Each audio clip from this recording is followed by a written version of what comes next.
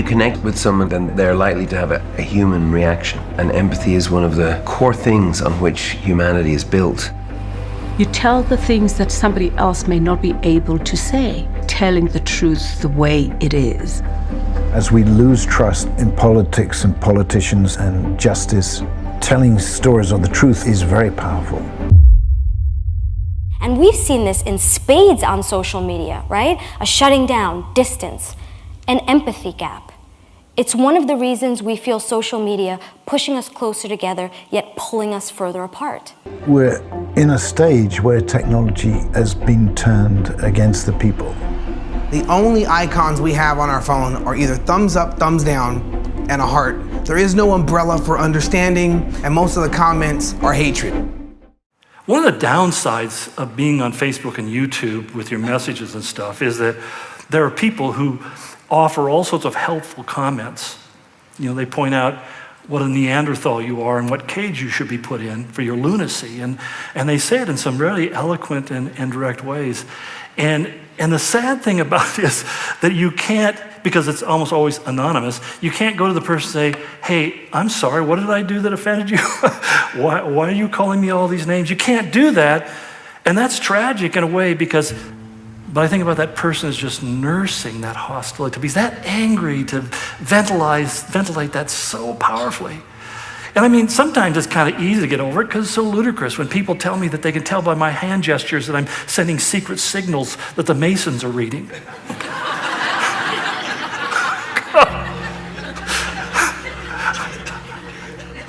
I can't run and chew gum, much less teach and make signals. I mean, it's kind of easy, you know, to get past some of that stuff, and you realize that these are people who really, really have some serious issues with life. So there are times where there's nothing you can do about it, but there's other times when you know there's stuff you can do about it. And what we fail to recognize in those moments is what we're suffering from is largely a self-inflicted wound. Technology isn't killing our empathy, though. We are. We are. And we really need to reinvent it. And we're allowing social media to hand us the loaded gun because, well, we're not being offered any alternatives.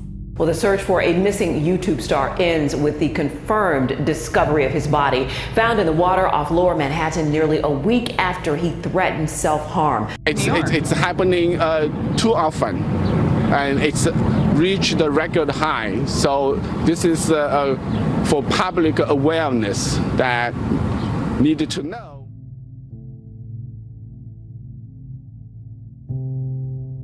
I just think the internet has become such a toxic, negative place. It's getting worse too. I mean, there's parts of the internet that are really great, and it's cool to see some people using their followings for like positive things, and I know you can get great messages out on the internet, but there's also just a lot of negativity. People spend way too much time on the internet, including me, and it's just bad. Lots of comparison. It's crazy to me that people that don't know me at all will type paragraphs acting like they know my life and know better than this other person that doesn't know me either. I don't know. I just really wish the internet wasn't at the place that it's at now. We realize that focusing on technology is not enough. We need to focus on the people behind it. People give technology its meaning. It's just a tool. And the heart of the digital revolution has always been about how technology is affecting us collectively. I had an amazing mentor, an acting coach and a published writer whose name was Anthony Ibsen. And he always said, our job from forever as actors has been to render each other more human by virtue of our own humanity.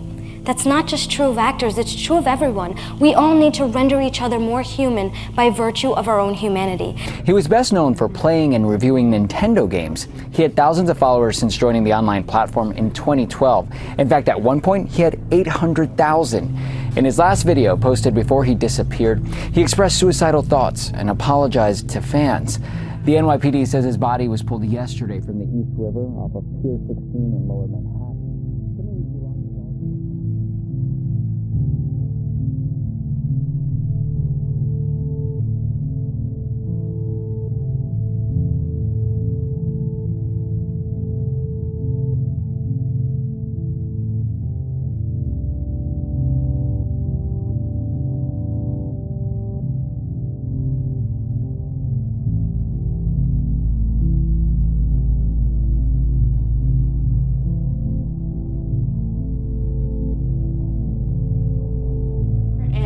I don't even know what the word is for it, but it's just very, very chaotic and hard for a human being to deal with. Up until we had the internet, nobody lived like this. The world has never been like this, ever. And this is not what a normal human being was created to go through. Have you ever noticed that if you're searching online for something, say, I don't know, a camera, suddenly that camera will show up all over your social media feeds? Or if you haven't spoken to or interacted with a friend online for a while, suddenly their presence will disappear from your feed? Have you ever wondered why? It's because social media feeds into this empathy gap. It emphasizes it with algorithms that cater only to the things that we like and isolate us from the things that we don't like or don't know. And then to top it all off, it's built to be habit forming. So we get stuck in loops of bias information overload that never intersect. And the technology that was meant to bring us closer together actually limits our exposure and polarizes us. What a business is built upon is what it perpetuates. And with social media, it's commodification. That's what it is. And we champion these sites at the expense of our emotional well-being because we value the image of success. The second part that I really worry about is that the way they are manipulating the information system is addictive. It's really addictive. And there's a wonderful quotation from a famous Nobel-winning economist, Herbert Simon, who said, well, what are we losing with all the information that's getting up? What we're losing is attention. We are suffering from an attention deficit syndrome so that we cannot actually avoid the addiction. We want to sell as much as we can, and we are manipulating people. Now we're seeing a process where the commons is being lost. It's being commercialized and controlled by a handful of plutocrats and plutocratic corporations. And note, they're all based in one country and in one part of the country. So we're seeing a colonization of what information we get. And they choose that, and that's a big controlling aspect of the loss of the information commons. What's happened with this technological revolution that we're undergoing now is we've seen systematically the emergence of the Big Five. The Big Five being Apple, Alphabet, Amazon, Facebook, and Microsoft. Now, between those five, they are dominating the information commons. As we all know, we all use it all the time. And you have to think about those five becoming the big imperial powers of technology. And in the last 10 years, they've bought up over 500 other firms. If there's a potential competitor that emerges, they buy them up. And it enables them to dominate what information is supplied. We all know the billions of people who are accessing the information system.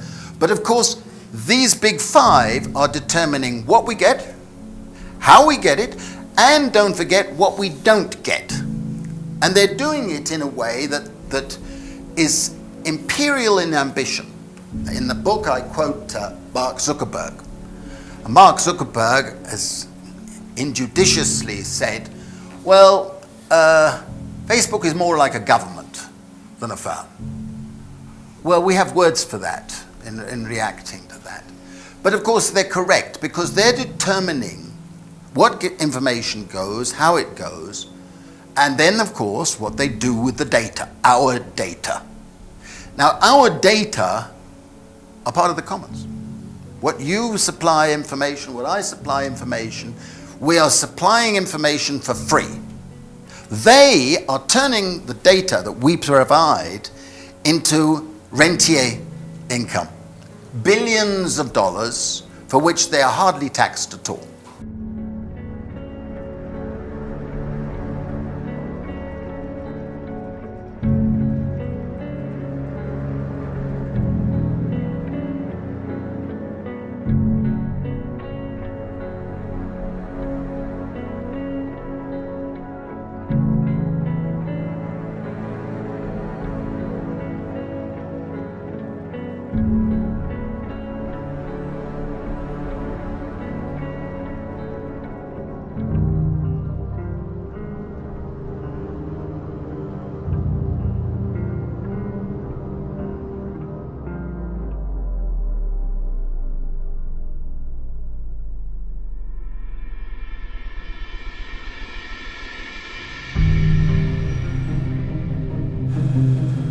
fourth industrial revolution, it's a fusion of the physical, the digital, and the biological world.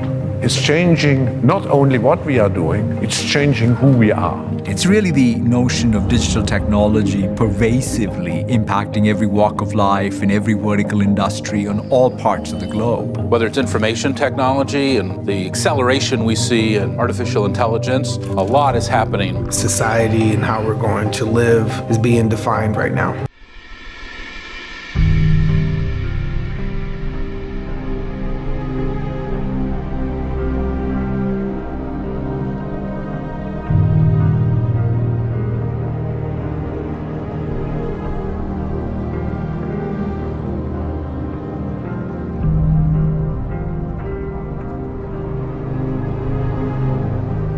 Church is no longer relevant. It's filled with meaningless rituals instructed through a flawed ancient book with no real answers to today's problems. All I can say to that is what Jesus said in Matthew 24. He said, "Heaven and earth will pass away, but my word will never pass away." When somebody tells me, well, the Bible's no longer relevant to today's issues, I want to ask the question, well, what issue in particular are you talking about? And I usually get a blank look. Because the person that said that is not somebody who's ever really taken time to look. It's more relevant today than it's ever been in the history of the world. In fact, I don't know how people manage without it. The emotional experience is what storytelling is all about. The imagined experience. There's this really interesting connection between empathy and storytelling and technology. They've been connected since language was conceived. So there's this really interesting dichotomy between empathy and technology, where the link between the two is storytelling. Imagine a platform built with these ideals, with the intention of interconnectedness and curiosity. Social media that incorporates the identifiable victim effect to make digital communication more personal. Profiles don't exist. Liking, commenting, friending, commodification, gone. Instead, our experiences are our profile, because we believe that social media needs a push toward authenticity. Let's call each other or send personal messages instead of liking or sending emoticons, because we can all shift social media and help everyone become more empathetic. And if we do that, we'll remember that loving, liking, and friending, they're more than just buttons. So that ultimately, for us to have a meaningful relationship with other people, there has to be a sense of tenderness or kindness and a sense of compassion or mercy, not with certain people at certain times, but it becomes generally distinctive of how we interact with the world around us. And we live in a world that is so militated against that, and we're such an adversarial culture that we find that the blame game is so intense that we oftentimes have really absorbed those cultural characteristics, so that our Christianity, instead of being something that speaks of his compassion and of his tenderness and mercy and kindness, really just kind of looks like another barb out there that we bump up against. We have so many reasons to be angry at life and the world around us. Sometimes that's what spills out of us rather than compassion. We just simply, as Paul warned, bite and devour each other and end up being destroyed by each other. That's such a chilling statement. But we just bite and devour each other until we destroy each other. Well, how exactly does the enemy get away with that? All he has to do is implant an idea in your mind. There is no plan B.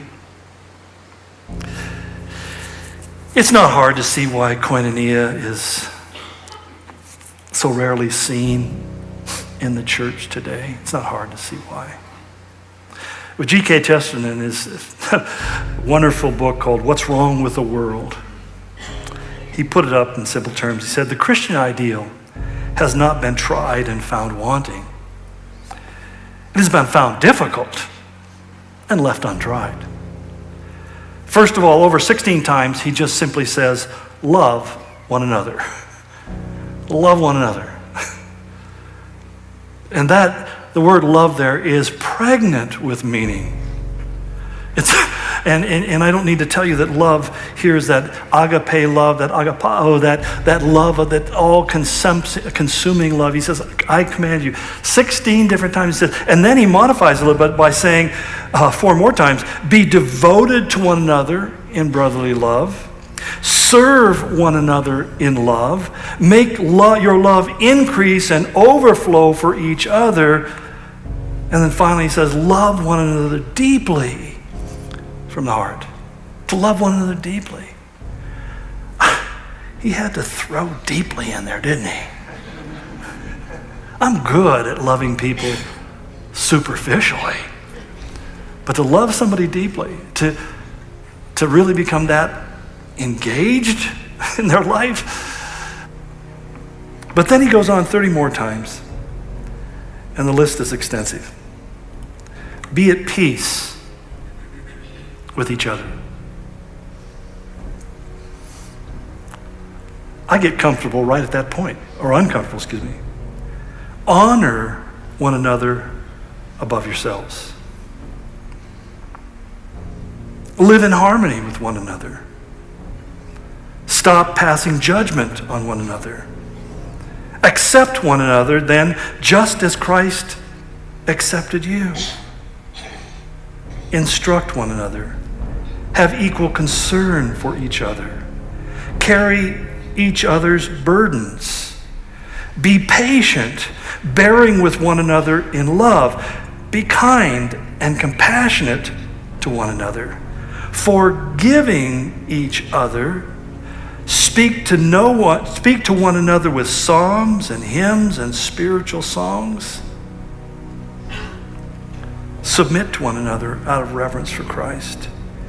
In humility, consider others better than yourselves.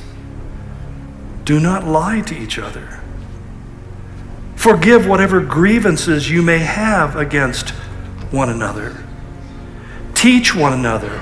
Admonish one another. Encourage each other. Build each other up. Spur one another on toward love and good deeds. Do not slander one another. And slander that's not forensic use there. It's talking about speaking in a way that diminishes the other person, even if it's true.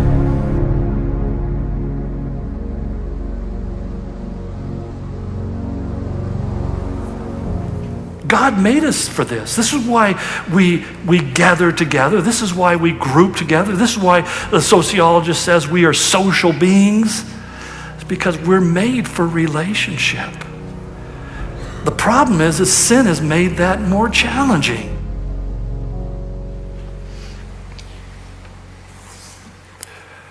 No. Regardless of the reasons why, at the end of the day,